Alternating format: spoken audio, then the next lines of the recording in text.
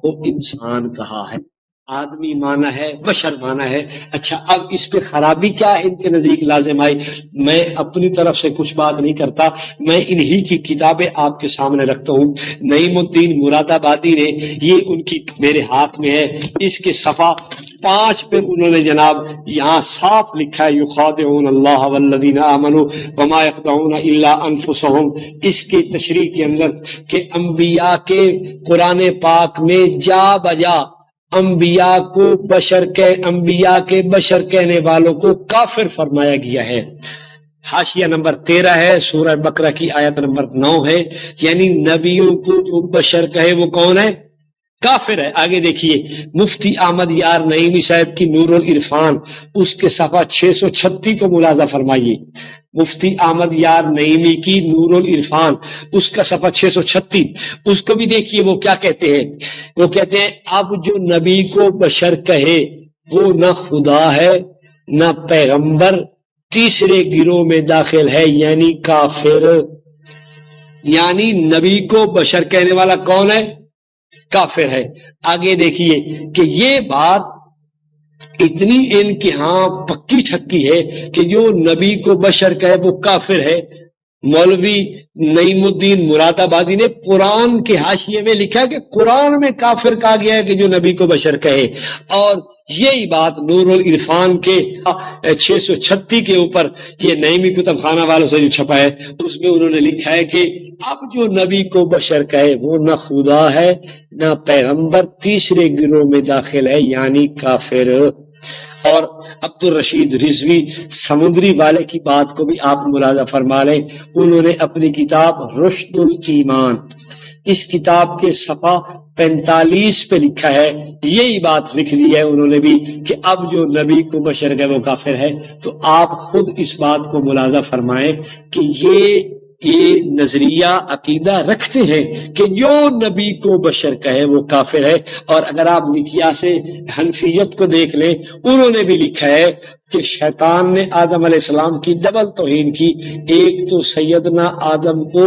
بشر کہا پھر خاکی کہا، تو سیدنا آدم علیہ السلام کی توہین کرنے والا شیطان کو لکھا ہے کہ انہوں نے بشر کہہ کر سیدنا آدم کی توہین کی۔ یہ کون کہہ رہا ہے؟ یہ عمر اشروی صاحب کہہ رہے ہیں۔ عمر اشروی صاحب ان کے بڑے ذمہ دار آدمی ہیں، کوئی معمولی نہیں ہے، کوئی عام ان کے آدمی نہیں ہے کہ ہم کہیں کہ جی نہیں یہ تو عام ہی آدمی تھے، نہیں جی، یہ ان کے بڑے گیت گاتے ہیں، بڑے گن گاتے ہیں، ان کی بڑی تعریف کرتے ہیں۔ انہوں نے اپنی کتاب مقیاس حنفیت میں لکھا ہے کہ شیطان نے یہ بشر کہہ کر توہین کی، یعنی یہ اندیہ دینا چاہتے ہیں کہ جو نبی کو بشر کہے وہ نبی کی توہین کرنے والا ہے۔ اور اگر آپ مولوی مفتی احمد یار نعیمی کی آپ دیکھیے کیا نام ہے اس کا،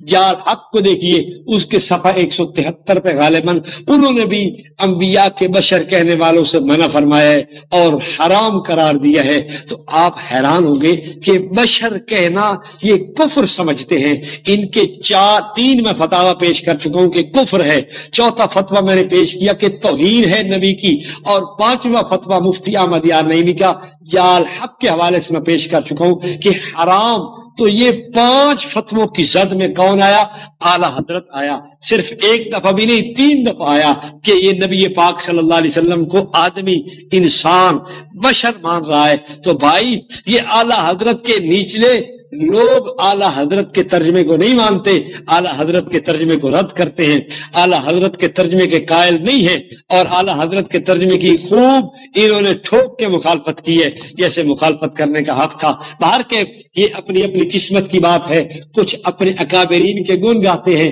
اور ہمیں فخر ہے، ہم اکابرین کا نام لینا عزت سمجھتے ہیں، اکابرین کی جو ہے نا تعریف کرنا اپنی عزت سمجھتے ہیں، لیکن یہ بھی ہے اعلی حضرت کا بیچارے نام نہیں لے سکتے، بلکہ جگہ جگہ اعلی حضرت کے ترجمے کو ٹھوک کے رد کر رہے ہیں کہ یہ غلط ہے، یہ توہین ہے، بلکہ اعلی حضرت کو کافر تک کہنے سے انہوں نے گوارا نہیں کیا۔ یار اگر کوئی دیوبندیوں میں سے نبی کو بشر کہے تو وہ تو کافر، اور اعلی حضرت نبی کو بشر کہے وہ مسلمان ہے؟ اس کو کون اردو کا پٹھا مسلمان کہے گا کہ دیوبندیوں کے لیے فتویٰ کفر ہے، اور اعلیٰ حضرت کا اگر کوئی آدمی جو ہے نا وہ فتویٰ دوسرے کے لیے لگا سکتا ہے تو وہی فتویٰ ہم اس کو بھی سامنے کر سکتے ہیں کہ یار اگر ہمیں بشر کہنے کی وجہ سے کافر کہتے ہو تو اعلیٰ حضرت کافر کیوں نہیں ہے؟ وہ 3 جگہ نبی کو بشر کہا، نبیوں نے بشر کہا، وہ ساری قرآن کی آیات کا ترجمہ کر رہا ہے، تو وہ اگر فتوی تکفیر ہم پہ فٹ کرتا ہے تو وہ فتوی ہم اٹھا کے بریلویت پہ پیش کر سکتے ہیں، بریلوی۔ اچھا آئیے آپ سورہ تحریم کی آیت نمبر 4 کو دیکھیے، ان تتوبا الی اللہ فقد صغت قلوبکما، اس کا ترجمہ کنز ایمان والے کرتے ہیں نبی کی دونوں بیویوں اگر اللہ کی طرف تم رجوع کرو تو ضرور تمہارے دل راہ سے کچھ ہٹ گئے ہیں۔ اب اچھا، اس نے حضرت رسول پاک صلی اللہ علیہ وسلم کی ازواج مطہرات کے لیے یہ لفظ استعمال کیا سیدہ حفصہ اور سیدہ عائشہ رضی اللہ عنہما کے لیے کہ تمہارے دل راہ سے، صحیح جگہ سے، صحیح راہ سے ہٹ گئے ہیں۔ اچھا، اس پہ کیا گرفت ہونی چاہیے؟ ہم پہلی گرفت اس پہ پیر کرم شاہ کے حوالے سے کرتے ہیں۔ انہوں نے اپنی 5ویں جلد تفسیر ضیاء القرآن کی صفحہ 299، یہ ضیاء القرآن یہ بھی ان کی بڑی عمدہ کتاب سمجھی جاتی ہے، پیر صاحب نے جلد 5 کے صفحہ 299 پہ لکھا ہے، اللہ تعالیٰ نے جب زاغت، جس کا معنی ٹیڑھا ہونا یا کج ہونا کا لفظ استعمال نہیں کیا، توجہ کیجیے گا، اللہ تعالیٰ نے جب زاغت، جس کا معنی ٹیڑھا ہونا یا کج ہونا کا لفظ استعمال نہیں کیا بلکہ سغت کا لفظ استعمال کیا ہے تو اس کا ترجمہ تمہارے دل کج ہو گئے ہیں یا ٹیڑھے ہو گئے ہیں یا سیدھی راہ سے ہٹ گئے ہیں کسی طرح مناسب نہیں ہے، کیونکہ چیف جسٹس بھی تھے، انہوں نے بہترین فیصلہ کیا ہے اور اعلیٰ حضرت کے ترجمے کو غیر مناسب قرار دیا ہے۔ اچھا، پیر کرم شاہ کے علاوہ ہم ایک اور بھی شخصیت پیش کرتے ہیں جن کو احمد سعید کاظمی کہا جاتا ہے، یہ ان کے ذمہ دار آدمی، انہوں نے بھی طبیان العظیم کے اندر جو سورہ تحریم کا انہوں نے ایک مطلب یہ تفسیر لکھی ہے اور اس کے اندر بھی انہوں نے یہی لکھا ہے کہ بعض لوگوں نے راہ اعتدال سے ہٹ جانے کا ترجمہ کیا ہے، جو میں مناسب خیال نہیں کرتا۔ تو میرا خیال یہ ہے کہ بعض سے مراد ان کا اعلیٰ حضرت کی طرف ہی اشارہ تھا، اعلیٰ حضرت واقعی اس قابل نہیں ہے کہ ان کی بات کو مناسب خیال کیا جائے۔ ہم تو کب سے رو رہے ہیں کہ اعلیٰ حضرت نے نامناسب کام کیے ہر جگہ، اگر وہ آئے ہیں تحقیق کے میدان میں تو ایسی غلطیاں کی کہ قرآن پاک کی آیات کو بدل ڈالا، اگر احادیث کے میدان میں آیا تو احادیث کے اوپر ایسے جھوٹ بولے کہ جو شاید دنیا میں کوئی بول سکے، اگر فقہ کی کتب کے حوالے سے آتے ہیں تب جھوٹ بولا، اگر مسئلہ تکفیر پہ آتے ہیں تو انہوں نے علماء دیوبند کے اوپر ایسے جھوٹے الزام اور اتہامات لگائے کہ جن کے ساتھ انہوں نے علماء دیوبند کی تکفیر کی ہے۔ لیکن یہ بھی ان کی ساری مطلب یہ ہے کہ جیسے وہ باقی ساری جگہوں کے اندر خیانت اور باقی ساری جگہوں کے اندر نامناسب حرکات کرتے نظر آتے ہیں، یہاں بھی انہوں نے غلط اور نامناسب حرکات کی اور علماء دیوبند کے خلاف زیادتی کرتے ہوئے یہ سارے احکام مطلب نافذ کیے۔ تو بہر کہ میں یہ پیش کر چکا ہوں کہ ان تتوبا الی اللہ فقط صغت قلوبکما کا ترجمہ بھی اعلیٰ حضرت کے اپنے 2 جید علماء پیر کرم شاہ الازہری پھیروی صاحب اور احمد سعید کاظمی صاحب کے نزدیک اعلیٰ حضرت کا ترجمہ یہ مناسب نہیں ہے بلکہ غلط ہے۔ اچھا، اب آئیے، اعلیٰ حضرت نے وَہَدَيْنَاهُمْ إِلَىٰ صِرَاطٍ مُسْتَقِيمٍ سورہ انعام کی آیت نمبر 88 ہے اور سورہ ابراہیم کی آیت نمبر 12، سورہ نحل کی آیت نمبر 121، سورہ شعراء کی آیت نمبر 78، سورہ صافات کی آیت نمبر 118، ان تمام جگہوں پر انبیاء علیہ السلام کے لیے راہ دکھانے کے الفاظ استعمال کیے ہیں۔ مثلا آپ کو میں سنانا چاہتا تھا وَهَدَيْنَاهُمْ إِلَىٰ صِرَاطٍ مُسْتَقِيمٍ، انعام کی آیت نمبر 88 میں اعلیٰ حضرت لکھتے ہیں ہم نے انہیں چن لیا اور سیدھی راہ دکھائی، ہم نے انہیں چن لیا اور سیدھی راہ دکھائی، انبیاء کے لیے سیدھی راہ دکھائی کا لفظ استعمال کر رہے ہیں۔ اب آئیے بترال کی طرف چلتے ہیں۔ بترال کی تحقیق کے اندر یہ کون سا جرم بنتا ہے؟ بترالوی صاحب نے تسکین الجنان کے صفحہ 32 کے اوپر اعلیٰ حضرت کی خوب گرفت کی ہے، اور وہ جناب اس بات کو اچھا نہیں سمجھتے، اور انہوں نے یہاں تک لکھ دیا ہے کہ صرف راہ دکھانا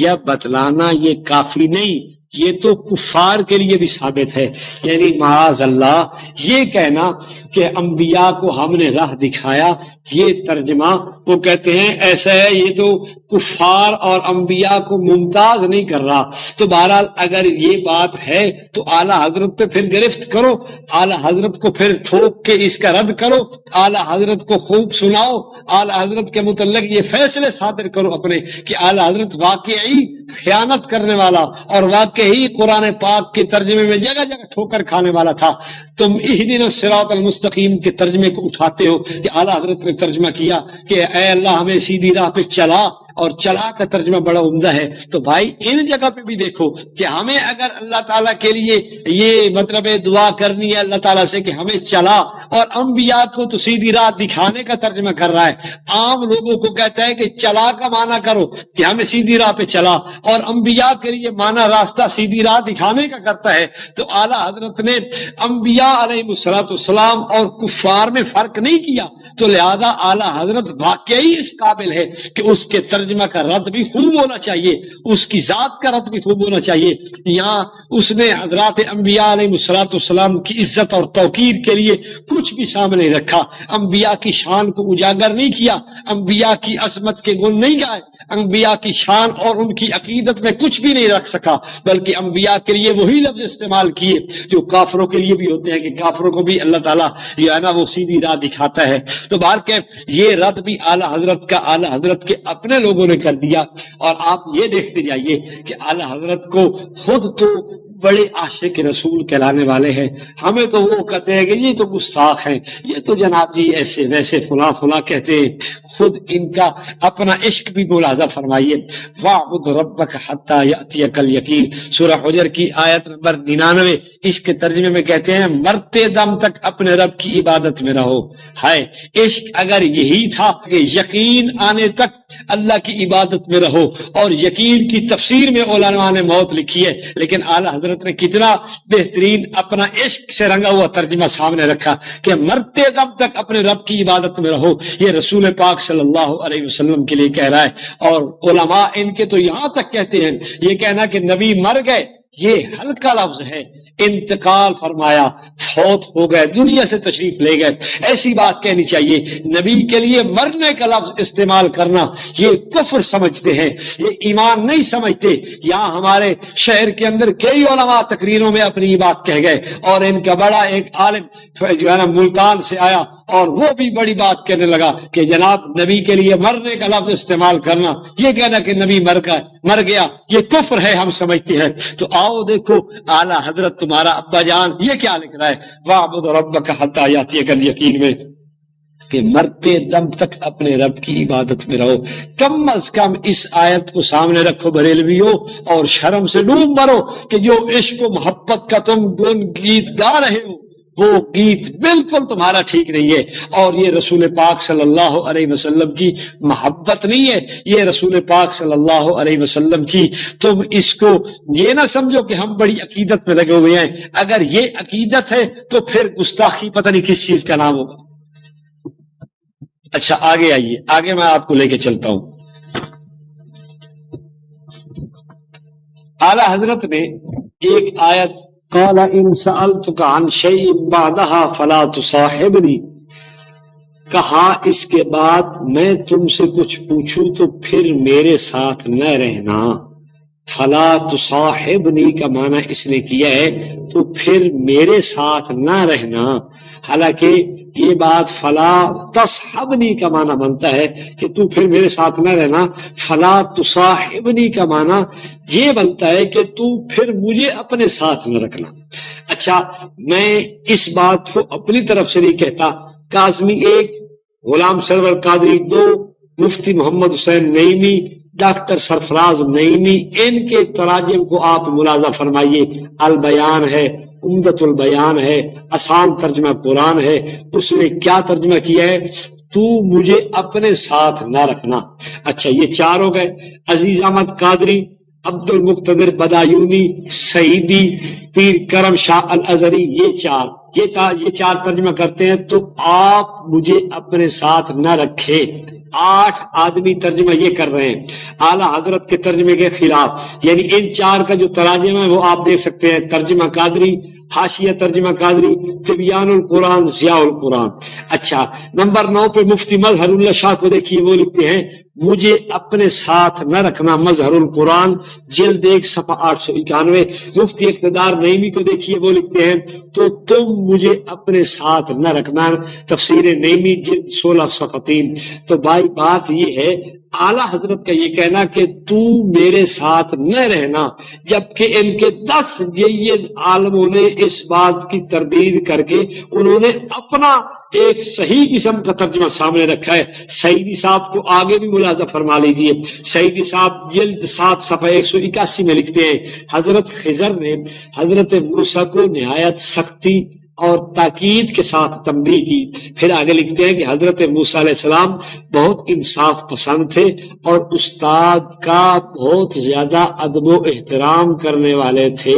تبیان القرآن جلد 7 صفحہ 181۔ اس سے معلوم ہوا کہ حضرت موسیٰ حضرت خضر کو استاد سمجھتے ہیں، اور استاد سمجھ کے ہی ترجمہ کرنا چاہیے کہ پھر آپ مجھے اپنے ساتھ نہ رکھے، پھر تو مجھے اپنے ساتھ نہ رکھا جیسے آپ نے یہ آپ کے سارے علماء نے کیا ہے، پھر جناب تم مجھ کو اپنے ساتھ نہ رکھنا، پھر مجھے اپنے ساتھ نہ رکھنا، وغیرہ وغیرہ آپ کے علماء نے جیسے ترجمہ کیا ہے۔ تو یہ ترجمہ کرنا کہ پھر تو میرے ساتھ نہ رہنا، یہ تم استاد بھی مانو حضرت خضر کو، حضرت موسیٰ کا، اور پھر یہ بھی ترجمہ کرو حضرت خضر کہے تو پھر میرے حضرت موسیٰ کہے کہ پھر تو میرے ساتھ نہ رہنا۔ یہ کیسی روابات ہو سکتی ہے؟ یہ کیسے درست بات ہو سکتی ہے؟ ایک شاگرد بھی بڑا استاد کو کہہ سکتا ہے کہ تو میرے ساتھ نہ رہنا، بلکہ وہ تو یہ کہے گا اچھا استاد جی آپ مجھے اپنے ساتھ نہ رکھنا، آپ مجھے اپنے ساتھ نہ رکھیں، یہ جملے تو کہہ سکتا ہے۔ یہ کیسے کہہ سکتا ہے کہ پھر تو میرے ساتھ نہ رہنا؟ یہ حضرت موسیٰ علیہ السلام کو استاد شاگرد بھی مانو، حضرت خضر کو استاد بھی مانو، پھر یہ ترجمہ کرو۔ اچھا نعیمی صاحب تھے، اقتدار نعیمی، انہوں نے کہا جناب ایک قرات یہ بھی ہے فلا تصاحبنی کی جگہ فلا تصحبنی، تو اعلیٰ حضرت نے پھر ترجمہ اس کے مطابق کیا ہے۔ سوال یہ ہے کہ جو قرات یہ لکھی ہوئی تھی قاری عاصم کوفی کی، جو قرآن کے مطلب اوراق میں لکھا ہوا ہے فلا تصاحبنی، اس کا ترجمہ کیوں نہیں کیا؟ ترجمہ تو اس کا کرنا چاہیے، جب اس قرات کی بات آئے گی تو پھر ترجمہ کرے گی جی اس قرات کا یہ معنی بنتا ہے۔ جب یہ قرات یہی تھی فلا تصاحبنی، تو پھر اس قرات کا ترجمہ فلا تصحبنی کیسے بن سکتا ہے؟ فلا تصحبنی کا ترجمہ تو پھر اپنی جگہ پہ ہونا چاہیے تھا۔ اس قرات کا ترجمہ اس کی اپنی جگہ یہی ہونا چاہیے تھا جو تمہارے 10 اکابر نے کیا ہے۔ جو ترجمہ خان صاحب نے کیا ہے وہ غلط ہے، وہ ترجمہ فلا تصحبنی کا تو ہو سکتا ہے، فلا تصاحبنی کا قطعا نہیں ہو سکتا۔ اچھا آگے چلیے، ذو العرش المجید قرآن پاک کی آیت ہے، اس کا ترجمہ اعلیٰ حضرت کا ملاحظہ فرمائیے۔ یہ غالباً سورہ بروج کی آیت ہے، اس کے اندر ذو العرش المجید کے اندر اعلیٰ حضرت نے ترجمہ کیا ہے۔ اس ترجمے کے اندر اعلیٰ حضرت نے ایک عجیب جو ہے نا وہ کیا کہ یہ بے وقوفی ہی کہیے اور تو کچھ نہیں کہا جا سکتا، اس کا ارتکاب کرتے ہوئے انہوں نے اس ترجمے کو ٹھیک نہیں لکھا۔ علماء نے اس پہ گرفت بھی کی ہے اور اس پہ پھر جناب وہ بڑے طیش میں آئے اور اس کو جو ہے نا انہوں نے بڑا جو ہے نا لوگوں کو ڈانٹا کہ یار اعتراض کیوں کرتے ہو۔ یہ ہے جی ذو العرش المجید، آیت نمبر 15 ہے، اس کا ترجمہ اعلیٰ حضرت نے کیا ہے عزت والے عرش کا مالک۔ ذو العرش المجید، المجید کو عرشی کا انہوں نے صفت بنائی ہے، یعنی عرش موصوف ہے، المجید صفت ہے، عزت والا عرش۔ سوال یہ پیدا ہوتا ہے اعلیٰ حضرت سے پوچھنے والا کوئی نہیں کہ ذو العرشی، عرشی تو ہے مجرور، المجید ہے مرفوع، یہ موصوف صفت کیسے بن سکتے ہیں؟ کہتا ہے کہ عام طالب علم بھی اگر پوچھ لو نا کہ یار تو جو عربی پڑھ دیں عربیت کے اندر آپ بتلاؤ کہ یہ ترجمہ ٹھیک ہے، وہ بھی کہے گا کہ یار یہ موصوف صفت نہیں بن سکتے، یہ تک کوئی کمل ہی اس موصوف صفت بناوے تو بناوے، یہ موصوف صفت نہیں ہے۔ ہاں بعض قراتوں کے اندر یہ مجرور ہے، المجید مرفوع ہے، آپ کہو کہ یہ موصوف صفت ہے۔ باہر کے ایک عربیت سمجھنے والا یہ اس کا ترجمہ یہ نہیں کر سکتا، عزت والے عرش کا مالک۔ اچھا اب ہم بریلویوں کے گھر ہی سے انوار کنز الایمان صفحہ نمبر اس کا ہے 409، اس کے حوالے سے ہم آپ کو پڑھ کے سناتے ہیں۔ وہ کیا لکھتے ہیں کہ مفسرین نے دونوں قراتوں کا لحاظ رکھا ہے، کسی نے المجید کو مرفوع دال پر پیش پڑھ کر ذو کی صفت تسلیم کی ہے، کسی نے المجیدی کو مکسور دال کے نیچے زیر پڑھ کر عرش کی صفت اختیار کی ہے۔ پہلی صورت میں ترجمہ یوں ہوگا عرش کا مالک بزرگی والا، دوسری صورت میں ترجمہ یوں ہوگا عزت والے عرش کا مالک۔ آپ دیکھیے اس انوار کنز الایمان کے لکھنے والے نے اس بات کا فیصلہ کر دیا ہے کہ اعلی حضرت کا ترجمہ اس وقت ہوگا جب المجید نیچے زیر آئے گی، جب المجیدوں کے اوپر پیش آئے، پھر اعلی حضرت کا ترجمہ غلط ہے، پھر ترجمہ یہی ہوگا عرش کا مالک بزرگی والا، ذو العرش المجید، ذو کی صفت اس نے مانا ہے۔ تو آپ دیکھیے کہ یہ اعلی حضرت کا ایک مطلب یہ خوشچین اور اعلی حضرت کی تعریف و توثیق کرنے والا بھی اس بات کو مان چکا ہے کہ اعلی حضرت کا ترجمہ اس وقت کیا جائے گا جب المجید و المجیدی کے نیچے زیر مان کر اس کو عرش کی صفت مانا جائے گا۔ لیکن یہاں قرآن میں اور یہ ہم قرات پڑھتے ہیں، اس قرات میں تو صاف لکھا ہوا ہے ذو العرش المجید، دال کے اوپر پیش ہے، تو اس قرات کے حوالے سے ترجمہ یہی ہونے چاہیے تھا عزت والا عرش کا مالک بزرگی والا ہونا چاہیے تھا۔ لیکن اعلی حضرت بات میں وہی شروع سے کہہ آیا ہوں، کیونکہ سارا دن حقہ نوشی کے اندر مصروف رہتے تھے، سارا دن جناب ان کے اور بھی بہت سے مشاغل تھے، کبھی کبھی باپ کے منصب چکلداری کے اندر بھی جانا پڑتا تھا، وہاں بھی جا کے کچھ دیکھنا پڑتا تھا کہ کیا حال احوال ہے، کتنی آمدنی ہے، کتنا خرچ ہے، کیا ہو رہا ہے، کیا نہیں ہو رہا، اور بھی بہت سارے کام تھے۔ شیعوں کے ساتھ بھی مراسم ہیں، مرزائیوں کی مساجد میں بھی جا کے تقریریں کر رہے ہیں، خیر بہت سے بڑے کے حوالے سے ترجمہ یہی ہونے چاہیے تھا عزت والا عرش کا مالک بزرگی والا ہونا چاہیے تھا۔ لیکن اعلی حضرت بات میں وہی شروع سے کہہ آیا ہوں، کیونکہ سارا دن حقہ نوشی کے اندر مصروف رہتے تھے، سارا دن جناب ان کے اور بھی بہت سے مشاغل تھے، کبھی کبھی باپ کے منصب چکلداری کے اندر بھی جانا پڑتا تھا، وہاں بھی جا کے کچھ دیکھنا پڑتا تھا کہ کیا حال احوال ہے، کتنی آمدنی ہے، کتنا خرچ ہے، کیا ہو رہا ہے، کیا نہیں ہو رہا، اور بھی بہت سارے کام تھے۔ شیعوں کے ساتھ بھی مراسم ہیں، مرزائیوں کی مساجد میں بھی جا کے تقریریں کر رہے ہیں، خیر بہت سے بڑے کام ان کو ہوتے تھے، ہم اس کی طرف نہیں جاتے، یہ ایک الگ عنوان اور موضوع ہے۔ تو میں یہ کہنا چاہتا ہوں اعلیٰ حضرت کی کافی ساری مصروفیات ہوتی تھی، اب ان کو یہ پتہ نہیں چلا کہ میں یہ ترجمہ جو کر رہا ہوں یہ ترجمہ تو اس اعتبار سے ٹھیک ہی نہیں بنتا، یہ ترجمہ اس اعتبار سے غلط بنتا ہے، میں تو اس کو مرفوع بھی پڑھ رہا ہوں پھر اس کو صفت عرش کی بنا رہا ہوں، حالانکہ مرفوع مجرور کی صفت کیسے بن سکتا ہے؟ اگر اعلیٰ حضرت نے کسی مدرسے میں پڑھا ہوتا کسی استاذ، اور یہ بھی ایک اعلیٰ حضرت کی میں آپ کو عرض کرتا چلوں بات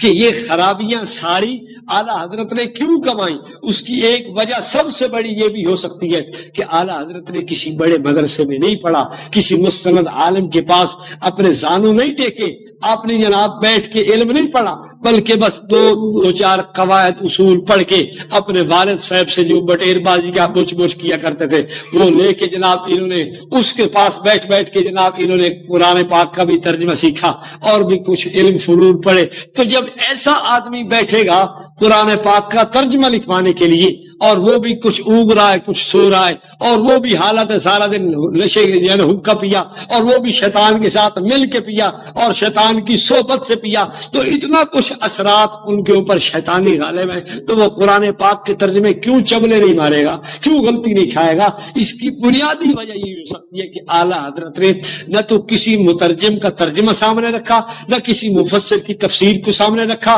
نہ ماقبل کے تراجم کو اپنے سامنے لائے، بلکہ جو سو میں آیا، جو جی میں آیا، جو جناب سوچا، جو بات سمجھی وہ اپنی طرف سے کہنا شروع کر دی۔ بہرحال یہ غلطیاں یہ ان کے اپنے گھر کی بتلائی ہوئی ہے، تو ہم کہیں گے رضا خانیوں سے کہ یار رضا خانیوں، آپ ان غلطیوں کی وجہ سے جو اعلیٰ حضرت کے ترجمے کے متعلق فیصلہ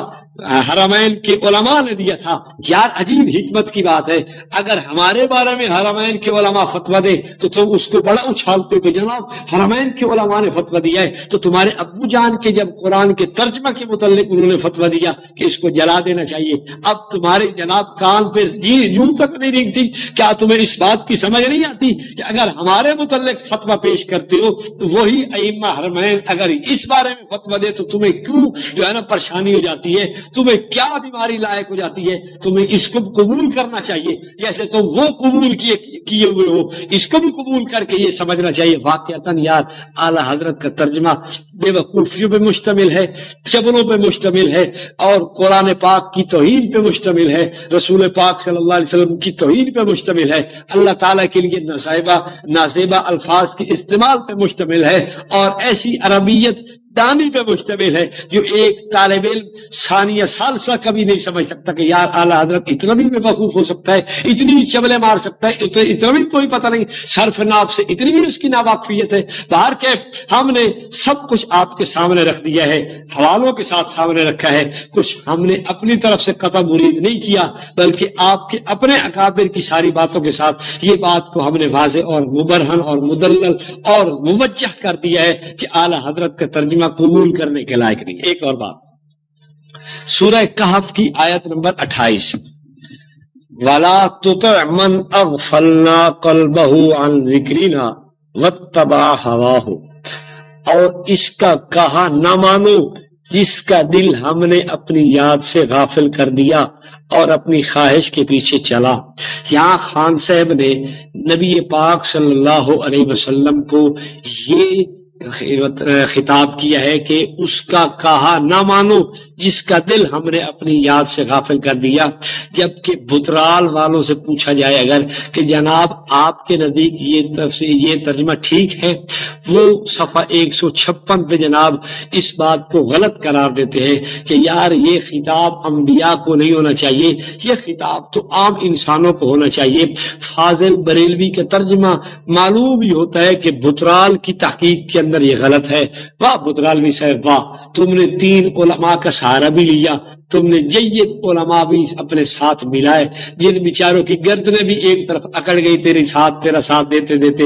وہ اس کو ایسا رد کر رہے ہیں۔ اب دیکھو صفحہ 156 پہ اس نے جناب بترال کی تحقیق میں آپ ساری بات ملاحظہ فرما رہے ہیں کہ انبیاء علیہ السلام کا کافر و کتاب داری کرنا، دین سے بھٹک جانا ممکن ہی نہیں، اس لیے ایسی آیات میں خطاب انبیاء علیہ السلام کو نہیں ہونا چاہیے بلکہ عام انسانوں کو ہونا چاہیے، یا چلو اعلیٰ حضرت کو کم از کم یہ کرنا چاہیے تھا کہ بالفرض کے لفظ استعمال کر لیتے، یا اے سننے والے کسے باشد کا لفظ استعمال کرتے، یا اے سننے والے کا لفظ استعمال کرتے، لیکن اعلیٰ حضرت نے صاف سیدھی بات رسول پاک صلی اللہ علیہ وسلم کی طرف رکھی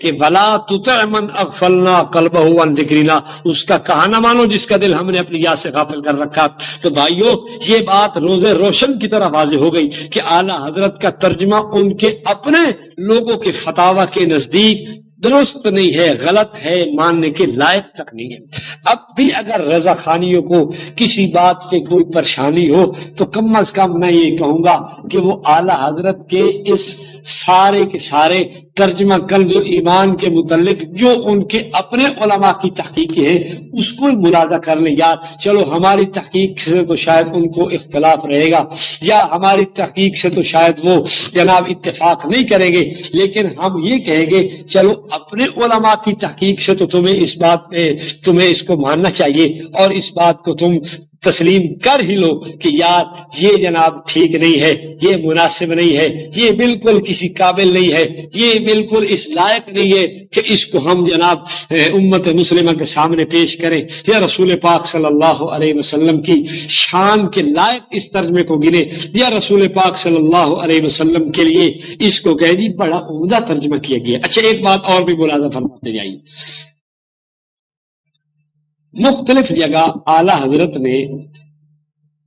انبیاء کے لیے تشریف لانے کا لفظ بھی استعمال کیا ہے۔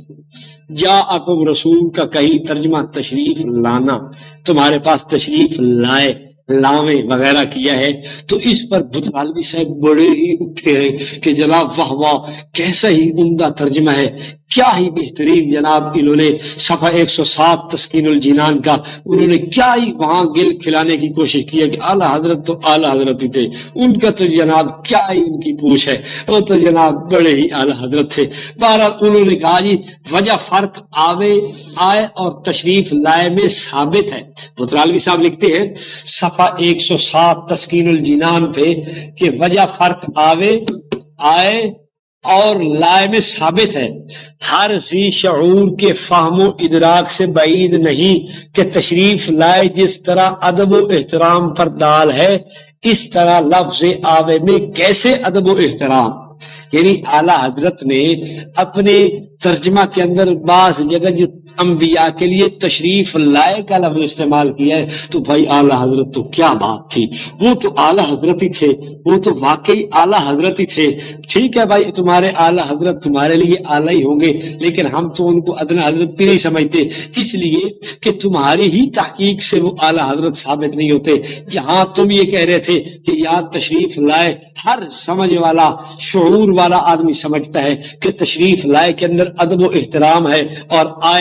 آوے کے اندر ادب و احترام نہیں ہے، اور اس کے اندر ادب و احترام کوئی نہیں ہے، لہذا یہ ترجمہ تشریف لائے ٹھیک تھا۔ ادب و احترام کا ترجمہ اگر ہونا ہے تو اس میں تشریف لائے کا ترجمہ ہونا چاہیے، آئے یہ ترجمہ ادب و احترام کے لائق نہیں ہے۔ تو میں کہوں گا بطالوی صاحب پتہ نہیں کہاں تم رہتے ہو، کس دنیا کے باشندے ہو آپ، پتہ نہیں آپ خلا میں رہتے ہو، پتہ نہیں آپ فضاؤں میں رہتے ہو، آپ کو اتنا بھی نہیں پتا اعلیٰ حضرت کی اگر ترجمہ کنز الایمان کو اگر غور سے